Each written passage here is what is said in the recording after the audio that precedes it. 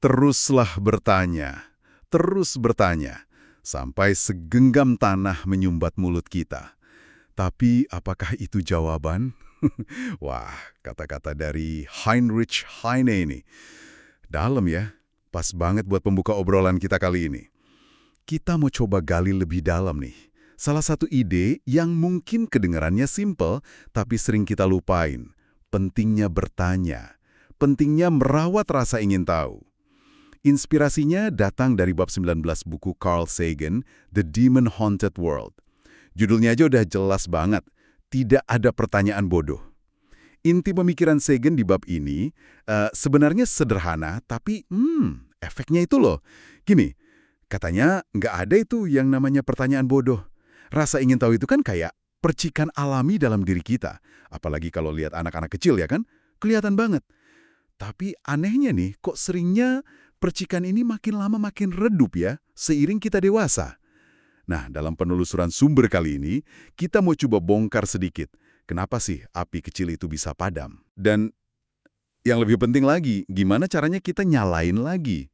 Buat diri kita sendiri, juga mungkin buat generasi berikutnya, kita bakal lihat kontrasnya anak kecil sama remaja SMA, terus peran kita sebagai orang dewasa, mungkin juga kondisi pendidikan kita, sampai ke, yaitu tadi, kenapa sih sains itu penting di luar angka dan fakta? Oke, kita mulai dari yang diobservasi Sagan soal percikan yang meredup itu. Dia lihat ada perbedaan yang mencolok banget. Coba diperhatiin anak-anak umur TK atau awal SD. Mereka itu luar biasa ya. Pertanyaan mereka tuh suka fundamental banget. Kadang bikin kita orang dewasa gelagapan jawabnya. Kenapa bulan bentuknya bulat? Kok rumput warnanya hijau? Atau dunia ini ulang tahunnya kapan sih? Pertanyaan-pertanyaan kayak gitu. Mereka itu, kata Sagan, ya ilmuwan alami. Penuh rasa takjub, nggak kenal konsep pertanyaan bodoh. Lepas aja gitu. Nah, sekarang coba kita bandingkan sama gambarannya Sagan tentang siswa SMA. Dia lihat ada kecenderungan kuat buat, ya sekedar menghafal fakta, biar lulus ujian, tapi seringkali kehilangan koneksi sama kehidupan atau keindahan di balik fakta itu. Rasa takjub sainsnya kayak nguap gitu aja. Muncul juga rasa khawatir dianggap bodoh kalau nanya di kelas.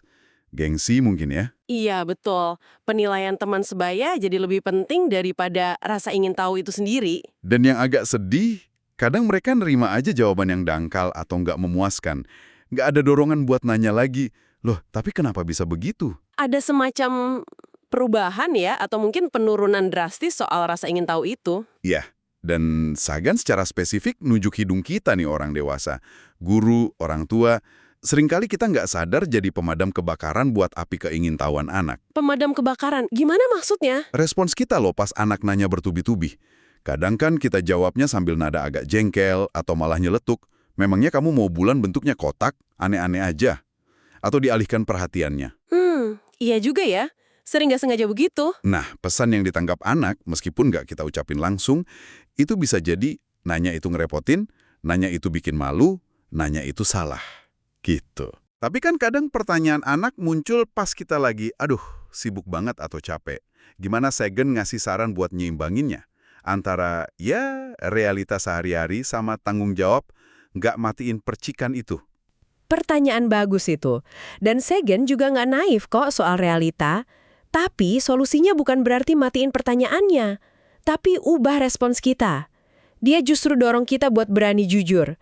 Berani bilang, wah pertanyaan kamu bagus banget. Ayah ibu nggak tahu nih jawabannya sekarang. Oh, jadi ngaku nggak tahu itu nggak apa-apa ya? Justru itu bagus. Itu bukan tanda lemah. Malah jadi pintu pembuka. Lebih bagus lagi, jadiin momen petualangan bareng. Gimana kalau nanti sore kita cari tahu bareng? Cek di buku atau internet yuk. Wah, ide bagus itu. Atau bisa juga tanam benih buat masa depan. Mungkin jawabannya belum ada yang tahu pasti loh. Siapa tahu nanti kalau kamu besar, kamulah yang pertama kali nemuin jawabannya. Intinya sih konsisten. Setiap pertanyaan, sekecil apapun, itu jeritan untuk memahami dunia. Nggak ada yang bodoh. Justru, ngaku nggak tahu itu lebih memberdayakan daripada ngasih jawaban asal-asalan. Kalau dipikir-pikir, dampaknya bisa jauh ya. Bukan cuma soal nilai atau pengetahuan anak. Betul. Kalau kita terus-terusan, walau nggak sengaja, matiin dorongan bertanya itu, kita secara nggak sadar, mungkin lagi ngelatih generasi depan buat nerima informasi, klaim, atau bahkan perintah. Ya gitu aja, tanpa sikap kritis. Wah, Bahaya juga ya di era sekarang ini. Banjir informasi, hoax di mana-mana. Nah, itu dia. Jadi, mempertahankan hak bertanya itu bukan cuma soal akademis, tapi ini soal bangun fondasi masyarakat yang bisa mikir. Ini nyambung banget nih ke isu yang lebih luas yang diangkat Sagan juga. Soal kesenjangan pendidikan sains dan matematika, terus tingkat literasi sains kita secara umum. Dia kan ngajiin data dari zamannya dia, ya memang fokusnya di AS, tapi polanya kayaknya bisa jadi cerminan juga di tempat lain. Sagan nunjukin gimana siswa AS waktu itu agak ketinggalan dibanding negara kayak Jepang, Korea Selatan, Inggris di tes-tes standar. Iya, contohnya cukup bikin kaget juga sih. Dia sebut tes aljabar internasional. Rata-rata skor siswa AS cuma 43%, di Jepang 78%. Jauh ya. Tes kimia juga begitu. Apa ya kira-kira penyebabnya menurut Sagan? Dia coba identifikasi beberapa kemungkinan akar masalahnya. Pertama, soal kuantitas waktu belajar. Dia bandingin misalnya anak kelas 5 SD di AS itu total waktu belajarnya, sekolah plus PR sekitar 20 jam seminggu. Oke, 20 jam. Terus? Di Jepang bisa sampai 33 jam seminggu. Jumlah hari sekolah efektif juga beda jauh. AS sekitar 180 hari, Jepang 243 hari waktu itu. Wah, lumayan bedanya. Selain waktu, ada lagi? Ada, dia juga kritik kurikulum yang dia rasa terlalu penuh ya banyak hal di luar inti akademis. Dia sebut pekerjaan barunya sekolah, kayak pendidikan keselamatan pribadi, pencegahan AIDS, isu konsumen, macem-macem lah. Maksudnya, itu ngambil waktu dari pelajaran inti kayak sains dan matematika. Menurut Sagan begitu, bisa menggerus waktu dan fokus ke fondasi utamanya. Terus faktor krusial lain itu soal pelatihan guru. Pelatihan guru? Bukannya guru udah dilatih? Iya, mungkin dilatih cara mengajarnya, metodologinya. Tapi penguasaan mendalam soal subjek sains atau matematikanya sendiri itu bisa jadi kurang merata. Nah kan susah ya nularin antusiasme kalau pengajarnya sendiri nggak klik banget sama materinya. Benar juga. Terakhir, apa lagi? Yang terakhir, dan ini penting banget menurut saya, minimnya pengalaman langsung siswa dengan metode eksperimen. Sains jadi lebih sering diajarin kayak kumpulan fakta jadi yang harus dihafal dari buku. Bukan sebagai proses investigasi gitu ya? Persis. Bukan proses penemuan yang dinamis, yang ada salahnya, ada gagalnya. Sagan terus ngasih contoh kan, betapa kuatnya metode belajar langsung itu. Misalnya, eksperimen klasik bakar lilin di dalam stoples kaca yang ditutup. Oh iya, itu sederhana tapi ngena banget. Itu kan bukan cuma main api ya, tapi cara visual buat paham konsep abstrak kayak oksidasi gimana, api butuh oksigen buat nyala, terus peran CO2 atau karbon dioksida yang bikin api padam. Atau pas ngelihat langsung pembangkit energi sel, mitokondria di bawah mikroskop, hal-hal gitu bikin konsep yang tadinya cuma tulisan jadi nyata, bikin penasaran lagi. Nah, ada lagi contoh metode ngajar inovatif yang dikutip Sagan. Dari guru namanya Daniel Kunitz, ngajarin konstitusi AS. Ini menarik banget. Oh, yang itu ya. Gimana ceritanya? Jadi, bukannya nyuruh siswa langsung baca teks konstitusi yang, ya tahu sendirilah, rumit dan kering, si Kunitz ini malah bagi kelas jadi delegasi-delegasi yang mewakili 13 negara bagian asli Amerika. Terus?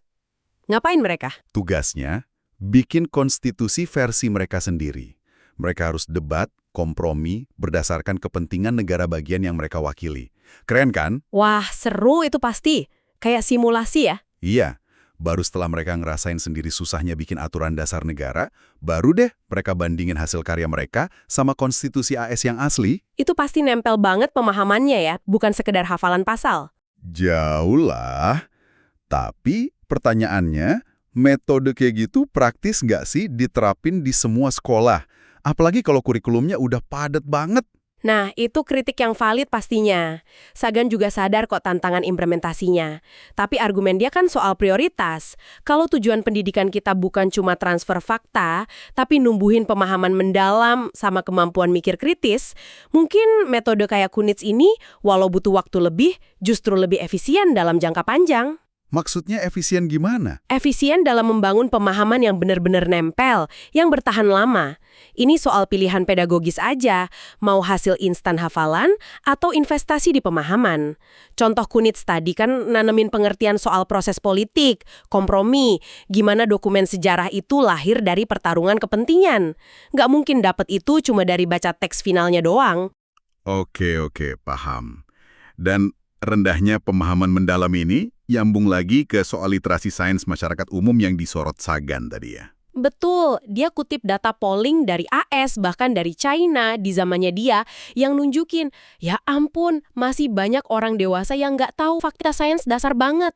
Kayak bumi yang ngelilingin matahari, bukan sebaliknya. Padahal itu udah ratusan tahun ya, sejak Kopernikus dan Galileo. Iya, Sagan bahkan kasih contoh ekstrim dari tahun 1993 di Arab Saudi, otoritas keagamaan tertinggi waktu itu, Sheikh Ibn Baz, ngeluarin fatwa yang bilang bumi itu datar.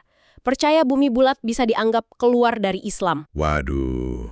Ironis banget kan, apalagi kalau kita ingat sejarah. Justru ilmuwan sama penerjemah di dunia Islam pas zaman keemasannya, itu kan yang vital banget perannya. Mereka nyelamatin dan ngembangin ilmu Yunani kuno. Termasuk karyanya Ptolemeus ya. Ya, Almagestnya Ptolemeus. Itu kan buku yang isinya argumen matematis kalau bumi itu bulat. Dan pengetahuan itu nyampe ke Eropa, abad pertengahan ya salah satunya lewat terjemahan dari Arab. Jadi kayak ada amnesia sejarah gitu loh di kasus fatwa tadi. Sayang banget. Ini semua akhirnya bawa kita ke pertanyaan dasar. Emangnya sains sepenting itu ya? Apa cuma soal peringkat negara di tes PISA? Atau bisa jawab soal fisika, biologi aja? Sagan ngajak kita lihat lebih jauh. Dia kasih contoh penyair mistik Inggris William Blake. Blake ini kalau lihat matahari, dia ngaku lihat paduan suara malaikat surgawi memuliakan Tuhan. Yaitu kan cara pandang dia, pengalaman spiritual dia. Terus Sagan ngontrasin, gimana kalau kita lihat matahari pakai kacamata sains, apa yang kita temuin? Menurut Sagan, justru jauh lebih agung, lebih menakjubkan daripada visi malaikat manapun. Gimana tuh maksudnya lebih menakjubkan? Gas pijar raksasa, gedenya minta ampun, bisa nampung lebih dari 1.000.000 bumi di dalamnya. Wow, 1.000.000 bumi? Di intinya, suhunya 15 juta derajat Celcius. Atom-atom hidrogen di sana terus-menerus gabung, fusi nuklir, jadi helium. Proses ini ngelepasin energi dahsyat banget, jadi cahaya dan panas yang bikin ada kehidupan di bumi. Energi inilah sumber hampir semua kehidupan dan aktivitas di planet kita. Dan yang bikin lebih takjub lagi, proses luar biasa ini tuh nggak unik. Ini terjadi di sekitar 400 miliar bintang lain. Itu baru di galaksi kita aja, Bima Sakti. Padahal masih ada ratusan miliar galaksi lain di alam semesta yang bisa kita amati.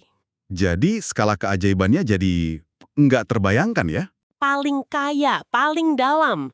Sains gak bunuh keajaiban, tapi ngasih skala dan detail yang, melampaui imajinasi kita. Bahkan ilmuwan sendiri bisa merasa takjub ya? Banget. Banyak ilmuwan besar, kata Sagan, ngerasain semacam getaran religius atau kekaguman kosmik pas mereka berhasil buka sedikit rahasia alam semesta. Saya sendiri kadang masih suka tuh terpukau gitu kalau ngebayangin skala alam semesta yang diungkap sains. Rasanya kecil banget, tapi sekaligus nyambung sama sesuatu yang maha besar. Sains itu intinya undangan permanen buat terus merasa takjub. Oke, nah biar kita semua bisa ikut nyalain lagi rasa takjub dan berani bertanya itu, Sagan nutup bab ini dengan ngasih daftar pertanyaan-pertanyaan besar yang masih, menggantung di berbagai bidang ilmu. Kayak pancingan gitu, biar kita ikut mikir. Coba saya ambil beberapa contoh ya dari daftarnya, yang menurut saya menarik, buat Anda renungkan juga. Misalnya, dari neuroscience. Apa benar semua yang kita sebut pikiran, ingatan, emosi, hasrat itu, pada dasarnya cuma produk aktivitas sirkuit neuron di otak kita? Pertanyaan fundamental itu. Kalau iya, mungkin nggak sih suatu hari nanti kita bisa niru sirkuit ini di robot? Bikin kesadaran buatan? Atau yang lebih bikin deg-degan? Mungkin nggak kita bisa manipulasi sirkuit otak orang buat ngubah keyakinan atau perasaannya? Seberapa bahaya potensinya? Implikasinya besar ya. Terus dari onkologi, studi soal kanker. Gimana caranya sel kanker itu kayak punya kecerdasan gitu ya? Bisa merintah pembuluh darah di sekitarnya buat bangun jalur suplai nutrisi baru, khusus buat si tumor. Kayak komunikasi kimia gitu ya? Iya. Nah, bisa nggak pesan kimia ini kita cegat atau kita ganggu, biar pertumbuhan kankernya berhenti tanpa ngerusak jaringan sehat? Itu kan harapan besar. Betul-betul. Riset ke arah sana terus berjalan. Lalu, dari kosmologi, studi alam semesta. Ada pengamatan astronomi yang nunjukin kalau bintang-bintang tertua yang bisa kita lihat, itu umurnya tampak lebih tua dari perkiraan umur alam semesta sendiri. Nah, ini aneh nih. Gimana ceritanya? Ya kan? Kayak nemuin anak yang lebih tua dari ibunya. Jelas ada yang keliru di perhitungan atau pemahaman kita. Tapi siapa? Pengamat bintangnya? Atau model kita soal umur alam semesta yang perlu direvisi? Misteri besar itu. Satu lagi deh, dari antropologi. Ada legenda suku Dogon di Mali, Afrika Barat. Dicatat antropolog pertengahan abad 20. Katanya legenda itu nyebutin kalau bintang Sirius, bintang paling terang itu, punya pendamping. Nggak kelihatan, kecil banget, tapi padatnya luar biasa. Oh, saya pernah dengar soal ini. Nah, belakangan, astronomi modern pakai teleskop canggih emang nemuin pendamping Sirius itu. Bintang Katai putih. Persis kayak deskripsinya. Pertanyaannya kan, gimana orang Dogon bisa tahu ratusan tahun lalu? Itu dia. Spekulasinya macam-macam ya. Iya. Apa mereka punya ilmu astronomi kuno yang hilang? Atau kontak sama peradaban lain? Alien mungkin? Atau pengaruh pengunjung Eropa? Atau, ya kemungkinan biasa aja, apa antropolognya yang salah dengar atau salah tafsir cerita rakyatnya? Pertanyaan-pertanyaan ini benar-benar bikin, mikir ya. Tepat sekali. Dan cara Sagan nyajiin pertanyaan-pertanyaan ini nyambung banget sama pandangannya soal cara terbaik buat mempopulerkan sains. Biar rasa ingin tahu nyala lagi. Gimana tuh caranya menurut Sagan? Kesalahan umum katanya itu kalau kita cuma nyajiin hasil akhir sains yang udah rapi, udah dipoles, kelihatan sempurna. Dia bilang kita juga perlu nunjukin prosesnya. Prosesnya? Maksudnya? Ya, termasuk jalan buntu yang ditemuin ilmuwan, kesalahan-kesalahan yang mereka buat, kebingungan mereka, perdebatan di antara mereka. Kenapa? Biar pengalaman belajarnya nggak cuma nyerap pasif informasi. Tapi jadi kayak, ikut berpetualang gitu ya? Persis. Jadi kayak ikut ngerasain proses berpikirnya, nggak cuma dikasih hasil jadinya. Sagan juga nekenin bedanya media pasif, kayak nonton TV biasa, di mana info ngalir searah, sama media aktif, kayak baca buku bagus atau pakai program interaktif. Dia nyebut CD-ROM waktu itu, teknologinya. Media aktif bikin kita bisa berhenti, mikir, ulang lagi ya. Betul, bisa gali lebih dalam sesuai kecepatan dan minat kita. Tujuannya bukan cuma nambah fakta di kepala, tapi sekali lagi, nyalain wonder, rasa ingin tahu dan kekaguman bawaan kita itu. Dia juga kutip kritik tajam dari filsuf pendidikan John Passmore soal cara sains sering diajarin di sekolah. Passmore kritik pengajaran sains yang cenderung jadi latihan hafalan prinsip abstrak sama ngikutin prosedur lab yang udah baku dari buku teks. Kurang menantang gitu ya? Iya, jarang banget siswa dikasih kesempatan buat bergulat langsung sama tulisan asli para jenius atau terlibat sama pertanyaan-pertanyaan di garis depan riset. Cara ngajar yang aman dan rutin ini, kata Passmore, ironisnya malah bisa narik tipe orang yang salah ke sains. Orang yang salah gimana maksudnya? Ya, mereka yang suka keteraturan dan kepastian. Bukan mereka yang punya imajinasi liar, berani spekulasi, dan dorongannya nggak ketahan buat nanya, gimana kalau... Jadi, bukan cuma soal apa yang diajarin, tapi gimana proses penemuannya disampaikan, itu penting banget ya, biar nggak kayak resep masakan yang tinggal diikutin aja. Persis. Proses yang penuh lika-liku itu kan yang sebenarnya lebih nunjukin realitas kerja ilmiah. Dan mungkin itu yang lebih bisa nginspirasi generasi baru buat terus bertanya. Oke, jadi kalau kita tarik benang merahnya nih dari penelusuran kita di bab 19 ini, pesannya jelas banget dan relevan buat kita semua ya.